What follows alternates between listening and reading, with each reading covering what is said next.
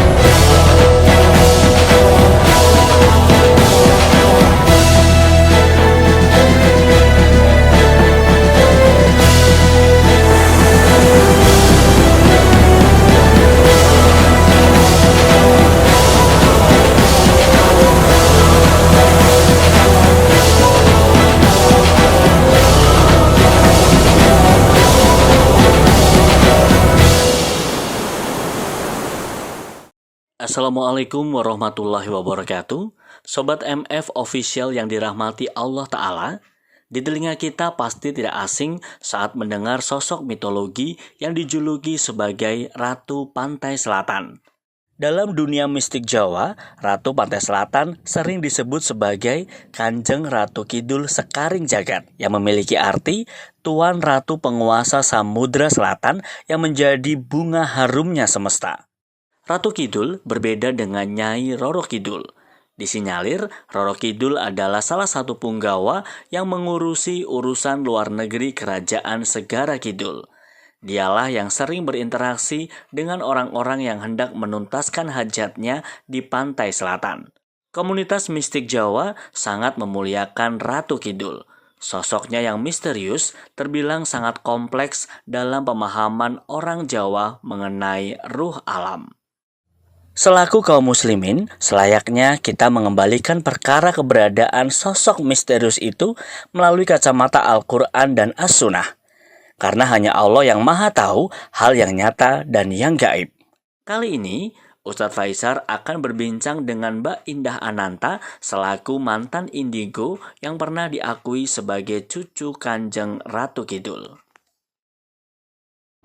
Ya, alhamdulillah tadi kita sudah mendengar beberapa paparan-paparan dari dua juru kunci Cepari Parangkusumo ya. Tentu dengan cerita versi mereka ya. Dan ternyata kan tentang Ratu Kidul ini banyak sekali versi ya, Mbak. Iya, betul. Karena memang disinyalir kekuasaannya menurut kepercayaan orang-orang yang memang percaya tentang adanya Ratu Kidul itu dari ujung Jawa ya, dari ujung ke ujung. Sehingga mungkin setiap daerah punya ceritanya masing-masing. Tapi memang setahu saya, selama Pantai Selatan itu pasti berhubungan sama Ratu Pantai Selatan. Karena memang daerah kawasan beliau itu kan memang Pantai Selatan kan. Tapi bahkan ceritanya sama enggak? Ceritanya kurang lebih sama. Bahkan saya sampai ke Batam, ke Makassar, orang-orang yang memang berinteraksi, yang mengakunya berinteraksi langsung dengan Ratu Pantai Selatan tuh selalu bilang kayak gitu. Berarti ini program besar sebenarnya ya? Ya. Program besarnya Bangsa Jin untuk menguatkan sosok Pantai Selatan itu sendiri. Ya. Ratu Pantai Selatan itu sendiri ya.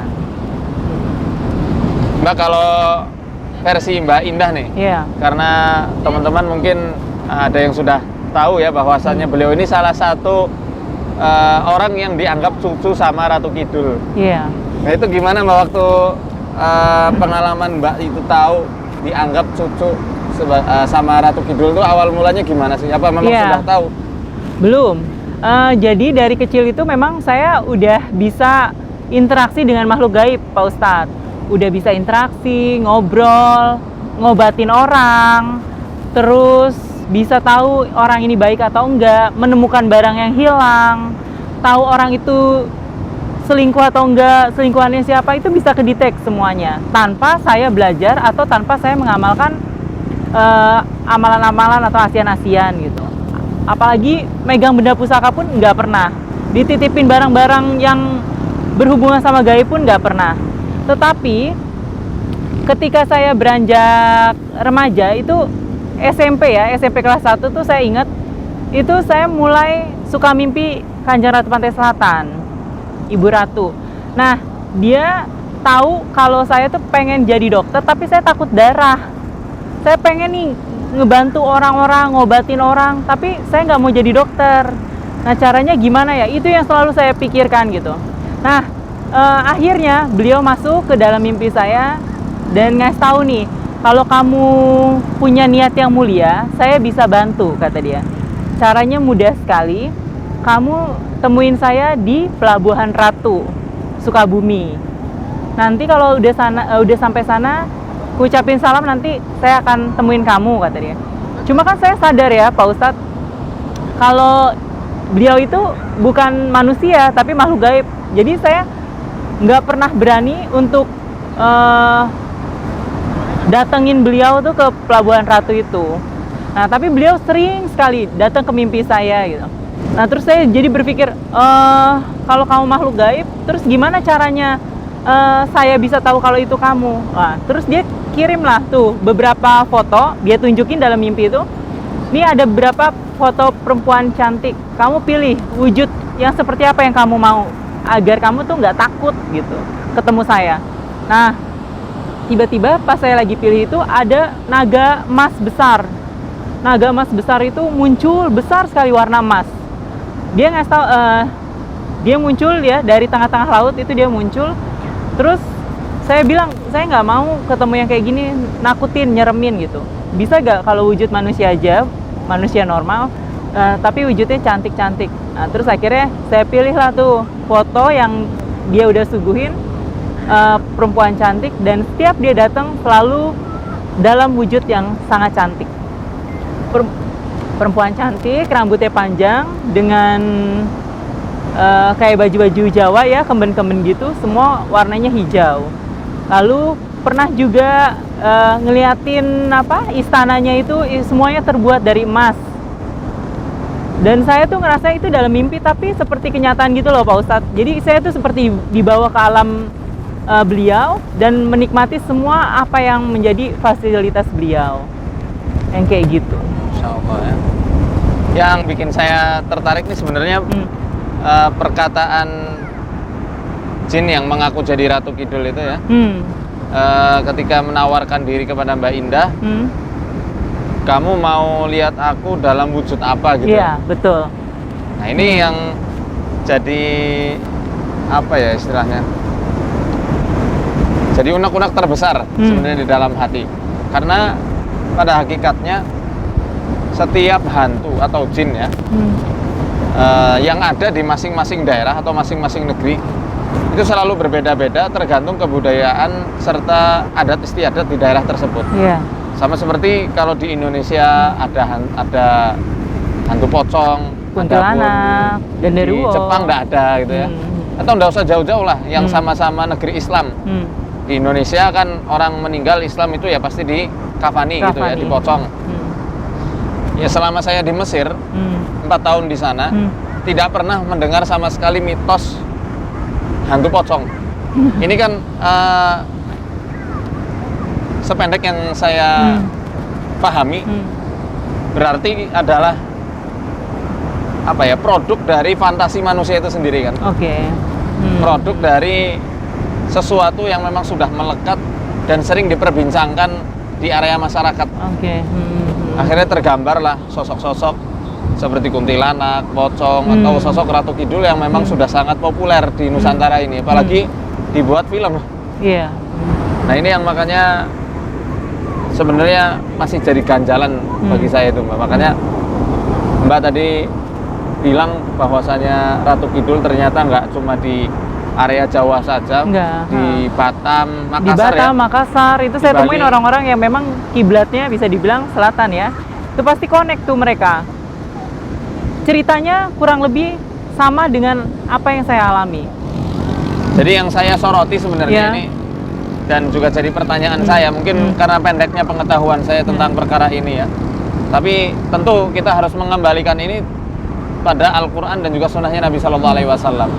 Pertama adalah tentang prajurit-prajurit yang perkasa dari sosok Ratu Kidul itu sendiri, yang mana kebanyakan diserupakan dengan ular, seperti naga yang tadi Mbak Indah sebutkan gitu ya. Betul, Sedangkan dalam hadis Nabi Shallallahu Alaihi Wasallam, ini hadis riwayat Imam Bukhari, ya, bisa dilihat juga dalam silsilatus sahihah, bahwasanya Nabi SAW pernah bersabda, al-hayyatu mushul jin, ya, ular-ular itu adalah penyerupanya bangsa jin, kama musikhatil qiradatu wal khanazir min bani Israel, sebagaimana Allah telah menyerupakan kera dan juga babi, ya, dari kalangan Bani Israel. Bani Israel. Oleh karenanya ular ini juga sebenarnya salah satu simbolnya setan. Dan dalam hadis riwayat Imam Ahmad dalam musnadnya, ketika Ibnu Sayyad itu diuji sama Rasul, "Madza tara? Apa yang kamu lihat wahai Ibnu Sayyad?" Ibnu Sayyad itu anak indigo. Yang dari kecil memang sudah jos, ramalannya selalu tepat, dia juga bisa membaca batin orang lain. Sampai batinnya Rasul mau dibaca sama Ibnu Sayyad, cuma ditutup sama Allah. Jadi nggak bisa baca. Dan dia ketika diuji sama Rasul, dia menjawab, "Ini aro arsan alal ma." Aku melihat ada singgasana yang terletak di atas air, haulahul hayyat. Di sekitarnya itu ada ular-ular. Nah, ini pertama ular, kedua ada di lautan juga. Iya, betul. Dan hadis riwayat Bukhari juga menjelaskan, inna iblisa yadau arsahu alal ma wa yab'atu saraya. Sesungguhnya iblis itu meletakkan singgasananya berada di atas air atau lautan. Dan dia setiap harinya itu senantiasa mengirim bala bantuannya, bala tentaranya untuk menggoda manusia. Kemudian yang ketiga, sosok wanita. Ini sebenarnya dalam Al-Quran menjelaskan ketika seseorang itu menyembah berhala. Ini kaum kafir Quraisy ya. Karena ayat ini ditujukan untuk mereka, tapi akhirnya jadi umum. Wa iyad'una min dunihi illa inatha wa iyad'una illa syaitanan marida la'anahullah, ya. Dan tidaklah mereka itu menyembah selain Allah kecuali menyembah inatha. Inatha ini kalau dalam bahasa Arab seakar dengan kata untha yang artinya adalah wanita. Makna secara majasnya, kiasannya, ya, inatha ini adalah menunjukkan bahwasanya berhala itu seperti wanita yang fitrahnya itu mempunyai sifat yang lemah lembut. Dan di situ menunjukkan bahwasanya berhala yang punya sifat lemah seperti wanita ini adalah setan yang sangat terkutuk atau durhaka. Setan yang durhaka. Dan mereka itu dilaknat oleh Allah Ta'ala. Nah ini Mbak, kan ada korban-korban yang berjatuhan ya. Bahkan bisa interaksi tuh sama Ratu Kidul. Kata beliau bagaimana? Saya pernah sedih kan, karena kalau dulu kan saya belum hijrah ya Pak Ustadz, dan saya menganggap dia teman baik saya ya. Apalagi kenapa saya berpikir positif terhadap beliau itu, ya karena dia datang pas ketika saya lagi taat-taatnya gitu. Dan beliau nggak pernah ngajarin, kamu sembah saya, kamu ngasih apa-apa ke saya, itu nggak pernah gitu. Nah, jadi begitu saya dengar banyak sekali banyak sekali orang yang tiba-tiba tenggelam ya, tergulung oleh ombak gitu di pantai selatan, itu saya sedih. Nah, saya coba tanya kan ke beliau ketika beliau datang dalam mimpi saya, tapi beliau menepisnya. Beliau bilang itu bukan saya, tapi seolah-olah ada yang mengkambing hitamkan beliau gitu. Sejujurnya kalau saya nggak seperti itu, Indah.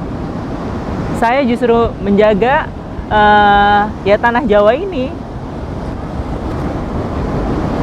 Ya, sebenarnya saya melanjutkan tadi yang sosok wanita ya, yang dijelaskan dalam surat An-Nisa itu. Wa iyad'una min dunihi illa inatha wa iyad'una illa syaitanan marida. Dan tidaklah mereka menyembah menyeru pada selain Allah itu kecuali menyeru wanita-wanita atau berhala-berhala. Ya. Dan yang dimaksud berhala ya setan yang terkutuk. Nah, ternyata dalam beberapa riwayat hadis dijelaskan setan itu memang sering sekali menyamar seperti wanita. Tidak gagah, tidak perkasa, dan apa ya istilahnya ya, secara fitrah menggantungkan kepada suaminya. Walaupun di satu sisi memang Allah ciptakan sisi luar biasa pada diri seorang wanita. pada diri makhluk yang namanya wanita ini. Namun secara garis besar itu yang dimaksudkan dalam Al-Quran itu. Contohnya ketika Khalid bin Walid radhiyallahu anhu, beliau panglima tempurnya kaum muslimin yang tidak pernah kalah perang selama beliau hidup. Ya. Nah itu diutus sama Rasul Shallallahu Alaihi Wasallam untuk menghancurkan Uzza. Uzza ini adalah berhala yang digadang-gadang dia juga wanita. Ternyata yang dihancurkan Khalid itu hanya rumah pohon, diporak-porandakan sama Khalid. Selesai sudah, datang ke Rasul. Kata Rasul, kamu belum melakukan apa-apa, kembali lagi. Kamu belum melakukan apa-apa untuk menyelesaikan Uzza. Akhirnya kembali, saat Khalid kembali memacu kudanya, juru kunci itu lihat ada Khalid. Akhirnya dia menyeru ke suatu bukit, ya, bahwasanya ada ancaman. Ternyata Khalid mendatangi bukit itu, dilihatnya ada wanita telanjang bulat, rambut yang terurai, sambil ngur-nguri lemah itu, menaburkan pasir di atas kepalanya. Ya, mungkin mau nyihir Khalid gitu ya. Tapi tidak mempan kan, langsung ditebas sama Khalid. Nah, kata Rasul, ketika jin wanita itu telah mati, itulah Uzza, kata Rasul. Itulah Uzza yang dimaksud. Yang sebenarnya. Jin yang membuat orang-orang itu banyak yang tersesat dari jalan Allah Ta'ala. Dan sosoknya memang semakin tinggi, ya, kasta dari bangsa jin semakin rupawan juga dilihat oleh manusia. Jadi gini Syekh, ada salah satu paranormal ya.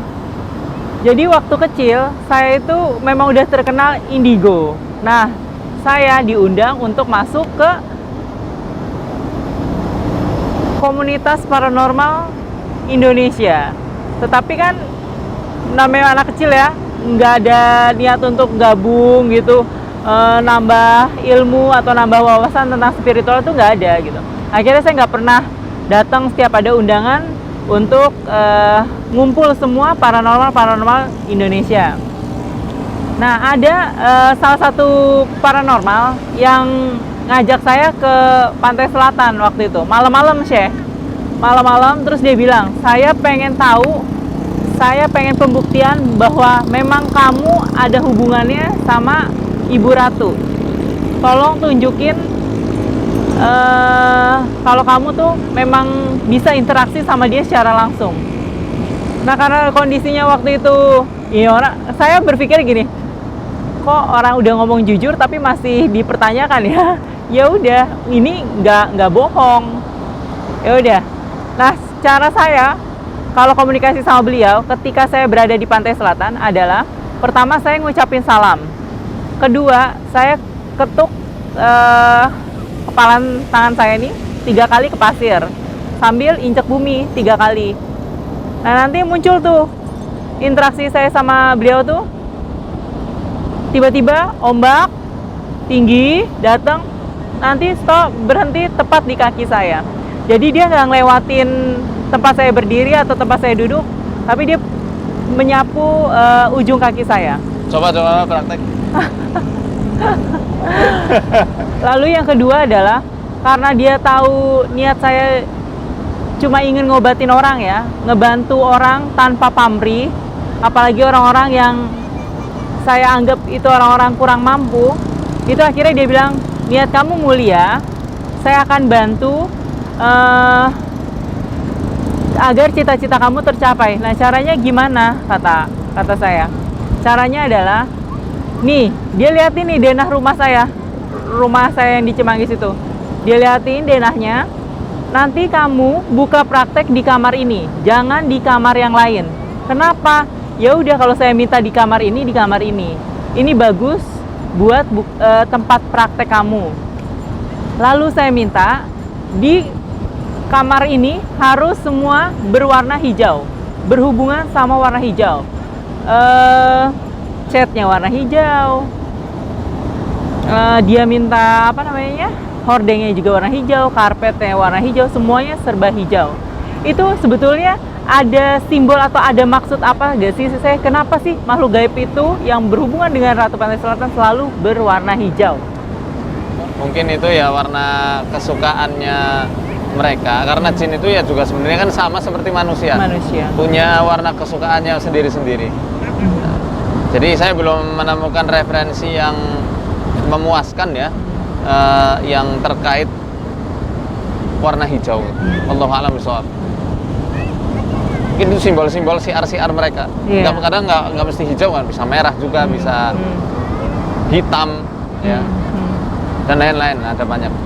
Tapi memang tergantung mereka itu. Nggak dipungkiri sih ya, itu dari saya kecil sampai saya remaja ya, itu memang saya dominan hijau. Nggak tahu kenapa, sukanya warna hijau. Apapun warna hijau. Baju, celana, semuanya atribut-atribut saya itu semua warna hijau. Tapi makin kesini, ya udah biasa aja sama hijau. Wallahu a'lam itu. Saya belum menemukan referensi masalah itu, Mbak. Kenapa hijau ya? Mungkin karena menyerupai warna laut kali ya, atau warna kedamaian, bisa jadi seperti itu. Teman-teman, mungkin kita coba ya supaya Mbak Indah membuktikan bisa ndak itu manggil Ratu Kidul. Bismillah. Bismillah, kita coba ya, Teh.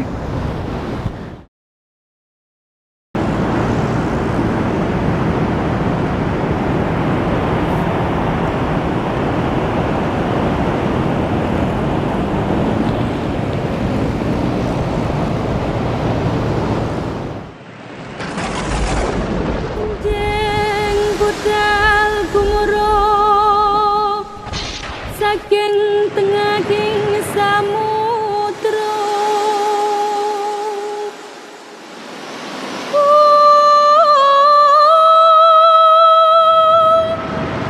yung ingkang balagoso abrabusananira ler surya wadalira saka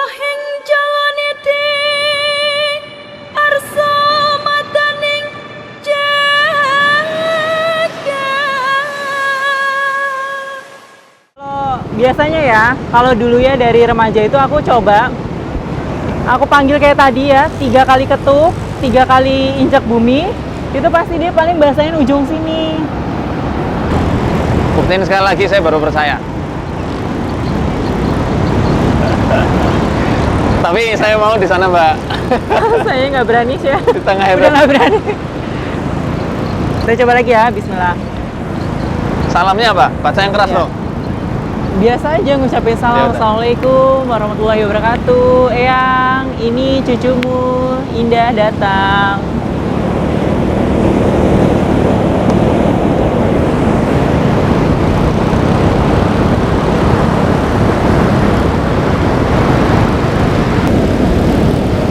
Mungkin saya di sini ya biar kena.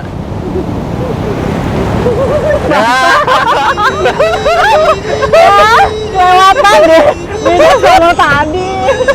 Basah dia. Gini, Mbak. Kalau dipresentasikan di apa namanya? Kalau kita adakan perbandingan ya, kiranya yang berhasil dan nggak berhasil lebih banyak mana, Mbak? Yang nggak sampai mengenai gitu ya? Lebih banyak yang mengenai ya? Biasanya nggak mengenai. Kayak kalau dulu kalau saya sama paranormal itu ya, yang kiblatnya selatan, itu kan kami ngetesnya memanggil ombak dengan tinggi yang lebih dari biasanya. Nah biasanya kami itu kalau ngadu-ngadu ilmu ya kesaktian itu di Pelabuhan Ratu memang. Pelabuhan Ratu. Pelabuhan Ratu. Kan memang undangan saya selalu Pelabuhan Ratu, nggak Parangkusuma atau Parangtritis. Kayak gitu. Nanti dari kecil saya tuh udah seneng main-main di pinggir pantai.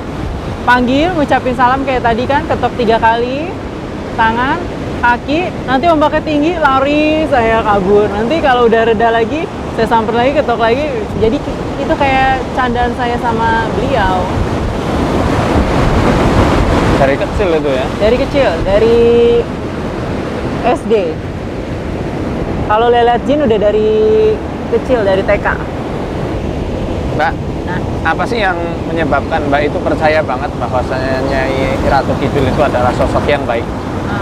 ya, karena gini Syekh, kan kalau saya kan bukan nyembah ya, bukan meminta nyembah ngasih sesajen ke beliau tuh nggak ada gitu.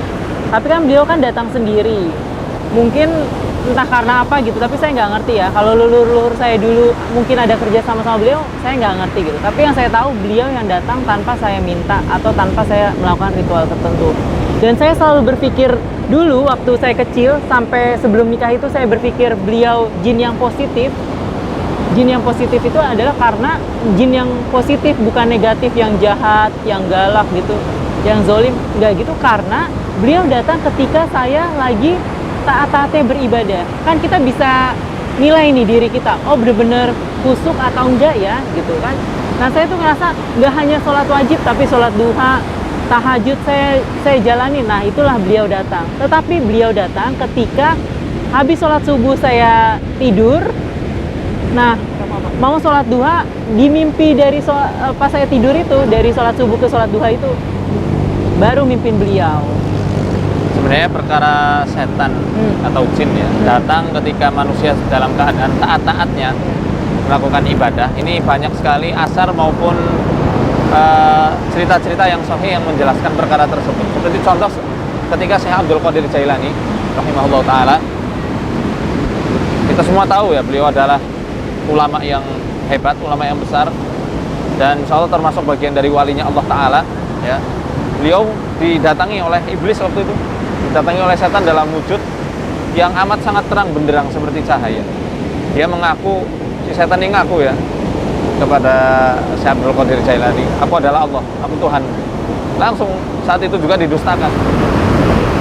Nah ketika Nabi Ibrahim alaihissalam hendak menyembelih Nabi Ismail, iblis datang dalam wujud yang sangat rupawan, sangat indah, mengaku sebagai Allah Ta'ala, dan seakan-akan dia itu mengabarkan Allah itu sudah mencabut perintah untuk menyembelih Nabi Ismail. Nah inilah sejarah ketika lempar jumroh itu disuruh ngambil 7 kerikil, dilempar sama 7 kerikil sama Nabi Ibrahim alaihissalam. Nah kemudian dalam Al-Quran sendiri juga dijelaskan iblis itu senantiasa, iblis dan para setan-setan ya, punggawa-punggawanya itu senantiasa merubah dirinya menjadi wujud yang betul-betul indah, wujud yang sangat menarik hati manusia. Di antaranya dalam surat Sabah ayat 41. Nah, ketika hari kiamat Allah nanya itu para malaikat-malaikat, para malaikatku, apakah kalian yang menyebabkan manusia-manusia ini tersesat dari jalanku sehingga menyembah kalian? Maka malaikat menjawab, qalu subhanaka anta waliyuna min dunihim. Mereka para malaikat berkata, Maha suci Engkau ya Allah, Engkau adalah pelindung kami selain mereka. Bal kanu ya'budunal jinna aktsaruhum bihim mu'minun. Tetapi mereka itu menyembah jin, yang mana mereka kebanyakan dari mereka mengimani jin tersebut. Ya, ngaku-ngaku jadi malaikat. Apalagi makanya ada fenomena orang manggil malaikat itu sebenarnya ya itu jin ya, itu jin, bukan malaikat.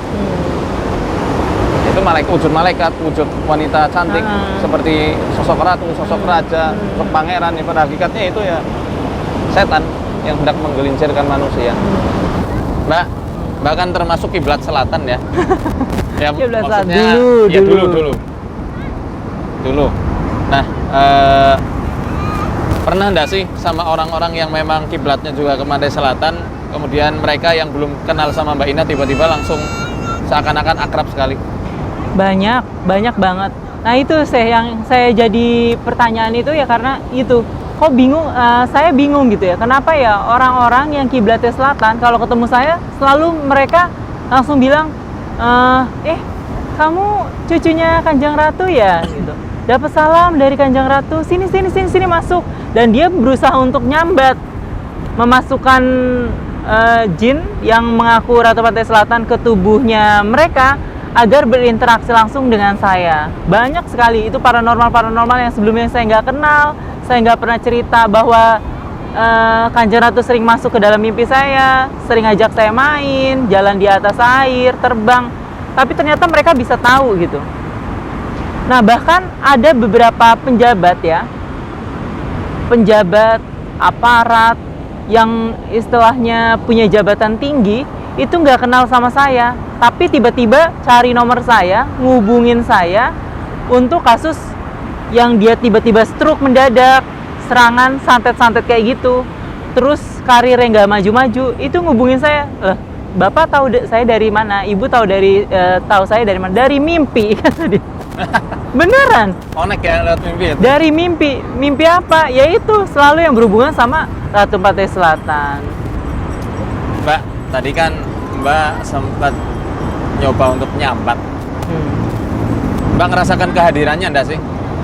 Nah, ketika tadi saya coba interaksi secara langsung ya, setelah saya pukul 3 kali tangan saya, terus injak bumi 3 kali, itu saya ngerasakan kayak sedih ya, kayak rasa kangen yang udah terbayarkan, terus kayak rasanya damai banget, dan saya menganggap bahwa beliau memberikan senyuman dari jauh sana. Ada apa ya, mungkin aroma-aroma yang Mbak ikut menghirupnya enggak? Karena tadi teman-teman mengaku waktu tadi Mbak Indah ngetok-ngetok itu mencium bau wangi sekali. Ini Kalau teman-teman yang ada di sekitaran sini ya. Mbak sendiri? Kalau saya sendiri enggak. Kalau saya mencium aroma wangi enggak. Alhamdulillah, ini kisah yang sangat menarik dari Mbak Indah ya. Sebenarnya kalau kita mau gali lebih dalam, pengalaman Banyak. beliau sangat panjang kali lebar. Pokoknya banyak sekali pengalaman-pengalaman beliau dari mulai kecil sampai ketika jadi host ya. Di Iya, acara host Dua Dunia malah Dua makin Dunia, ya. jauh tuh interaksinya. Pokoknya setahu saya terakhir itu interaksi sama beliau ketika Hanida ya, yang liputan di Jogja itu terakhir. Dia memberikan senyuman yang manis banget terakhir itu. Tapi paling tidak sambatan-sambatan tadi ini hanya untuk membuktikan bahwasanya yaitu karena ombak di pantai selatan ini sedang pasang Tinggi. ya. Ya kalaupun memang benar ada jin yang tadi hadir, Walau walang. nanti kita rukyah lagi Mbak. Mbak ada pesan-pesan nggak untuk teman-teman yang lihat di rumah yang menyaksikan Iya. acara ini? Kalau saya ngerasanya, semakin saya mendekatkan diri, menerima sinyal-sinyal, wangsit-wangsit dari mereka, justru menyiksa diri saya. Kenapa? Karena saya merasakan dijauhin banyak orang, ya. Orang yang datang ke saya ketika butuh, tetapi ketika saya merasakan drop, nggak ada satupun orang yang berusaha untuk menolong saya. Jadi mereka datang ketika sedang butuh, tapi ketika saya butuh, mereka nggak ada sama sekali. Dan banyak sekali justru kerugian yang saya dapatkan, seperti orang itu susah sekali menganggap saya baik. Pasti ada aja konflik, masalah itu terus ada aja.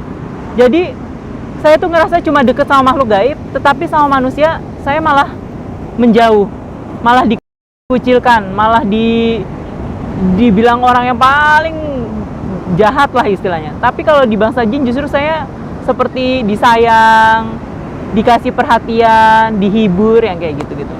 Efek samping indigo seperti itu ya? Nah terus rumah tangga juga banyak sekali konflik yang terjadi kan. Sebelum hijrah itu jauh sekali, tapi setelah hijrah alhamdulillah hampir saya sama suami tuh nggak ada pertengkaran-pertengkaran, walaupun kecil pun nggak ada. Adem ayem ya? Adem Masya ayem, Allah, barakallah. alhamdulillah. Semoga Allah Anak-anak senantiasa juga jaga gitu. Mbak Indah sekeluarga ya. Amin, amin. Nah, ya makanya mendingan kalau emang udah ada tanda isyarat dari Allah, udah hijrah total, tinggalin semuanya, udah kembali sama Allah. Pasti Allah mudahkan dan Allah ganti segala kepahitan-kepahitan, derita-derita kita yang lalu itu menjadi kebahagiaan yang nggak pernah kita bayangin. Yang dulunya kita munajat nih, ya Allah, pengen bahagia. Akhirnya Allah kasih berlipat-lipat bahagia, membayar yang dulu derita kita dengan bahagia yang mudah-mudahan seterusnya. Allahu Akbar. Amin. Masya Allah, sangat menginspirasi ya mbaknya ini. Mbaknya ini. Teman-teman, banyak orang yang menganggap bahwasanya ritual-ritual semacam ini adalah suatu tawasulan saja, walaupun mereka anggap bahwasanya diri mereka berta'alluq dan bergantung semuanya kepada Allah Ta'ala, menyembah juga kepada Allah Ta'ala. Namun ingat, Allah telah menurunkan syariat Islam itu secara sempurna. Maka kalau kita memang harus mencari suatu wasilah atau perantaraan supaya kita dapat menggapai suatu kesuksesan atau hajat yang kita inginkan, maka gapailah